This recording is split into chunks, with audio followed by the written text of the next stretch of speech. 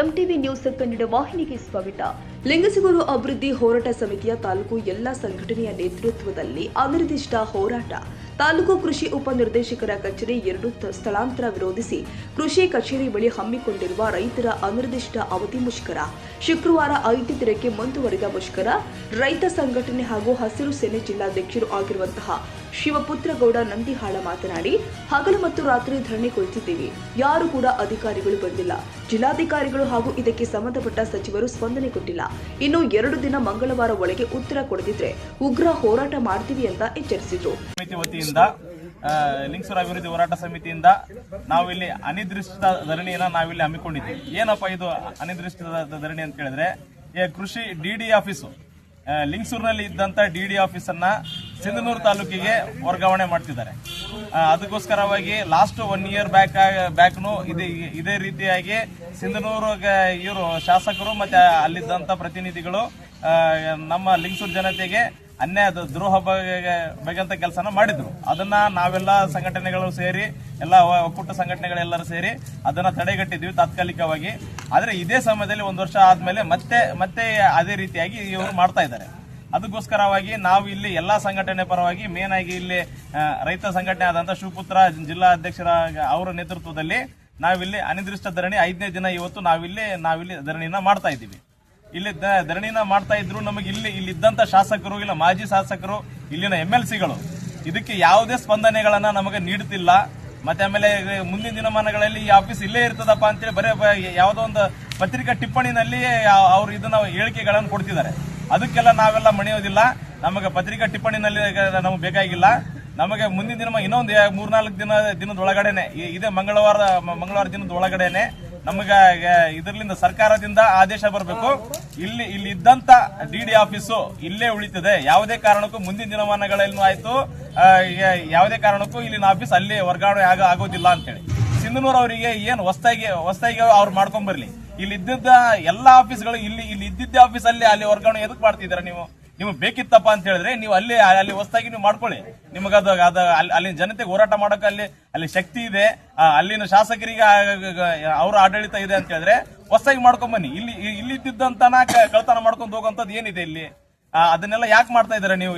ಅಲ್ಲೊಂದು ಅವ್ರಿಗೆ ನ್ಯಾಯ, ನಮಗ ಅನ್ಯಾಯ ಎದಕ್ ಮಾಡ್ತಿದ್ದೀರಾ ನೀವು ಶಾಸಕರು ಅಂತೇಳಿ ಅಲ್ಲಿ ಲಿಂಗಸೂರು ಅಭಿವೃದ್ಧಿ ಹೋರಾಟ ಸಮಿತಿಯ ಅಡಿಯಲ್ಲಿ ನಾವು ಈ ಒಂದು ಕೃಷಿ ಉಪನಿರ್ದೇಶಕರ ಇಲಾಖೆ 2 ಇದನ್ನು ಸಿನ್ನೂರಿಗೆ ಸ್ಥಳಾಂತರಗೊಳ್ಳಕತ್ತದಲ್ಲ, ಇದರ ವಿರುದ್ಧವಾಗಿ ನಾವು ಹೋರಾಟ ಹಮ್ಮಿಕೊಂಡಿದ್ದೀವಿ.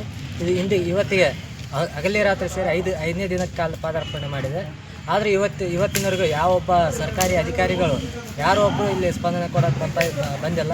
ಇನ್ನೊಂದು ಒಂದು ಸರಿ ಬಂದು ಡಿ ಬಂದು ಇಲ್ಲ ಏನು ಸಮಸ್ಯೆ ಅಂತ ಕೇಳಿದ್ರು. ಆದರೆ ನಾವೇನಂದ್ವಿ, ನಿಮ್ಗೇನಾದ್ರು ರದ್ದು ಮಾಡೋ ಶಕ್ತಿ ಇತ್ತಂದರೆ ಹೇಳಿ, ಇಲ್ಲಾಂದರೆ ಬರೋಕ್ಕೆ ಹೋಗ್ಬೇಡ್ರಿ ಅಂತ ಹೇಳಿ ಅವತ್ತಿಂದ ಇವತ್ತಿನವರೆಗೆ ಇನ್ನೂ ಮೇಲಧಿಕಾರಿ JD ಆಗಲಿ, DC ಆಗಲಿ ಅಥವಾ ಸಂಬಂಧಪಟ್ಟ ಸಚಿವರಾಗಲಿ ಯಾವುದೇ ಸ್ಪಂದನೆ ಕೊಟ್ಟಿಲ್ಲ.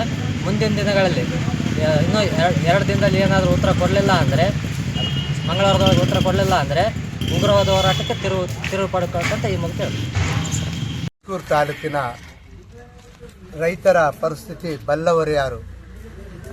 ಇದೇ ಕಾರಣಕ್ಕಾಗಿ ಹಗಲಿರುಳು ನಮ್ಮ ರೈತರು ಬೆನ್ನೆಲುಬಾಗಿ ನಮ್ಮ ಲಿಂಗಸೂರು ಇಲಾಖೆಯಿಂದ ಕೆಲವೊಂದು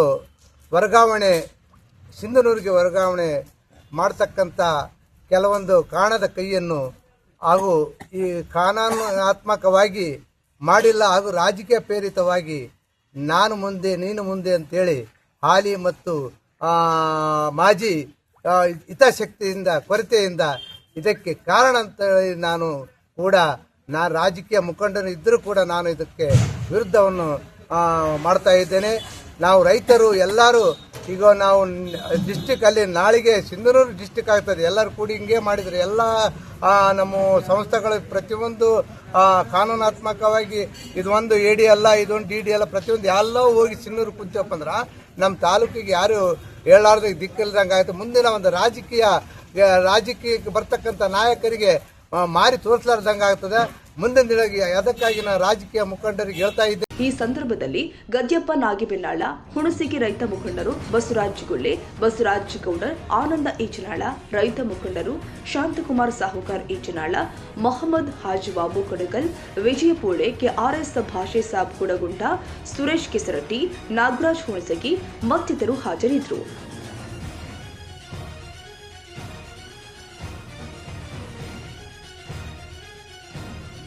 ತಾಜಾ ಸುದ್ದಿಗಾಗಿ MTV ನ್ಯೂಸ್ 24x7ಗೆ ಸಬ್ಸ್ಕ್ರೈಬ್ ಮಾಡಿ ಮತ್ತು ಬೆಲ್ ಐಕಾನ್ ಅನ್ನು ಒತ್ತಿ. ತಪ್ಪದೇ ಲಿಂಕ್ ಶೇರ್ ಮಾಡಿ.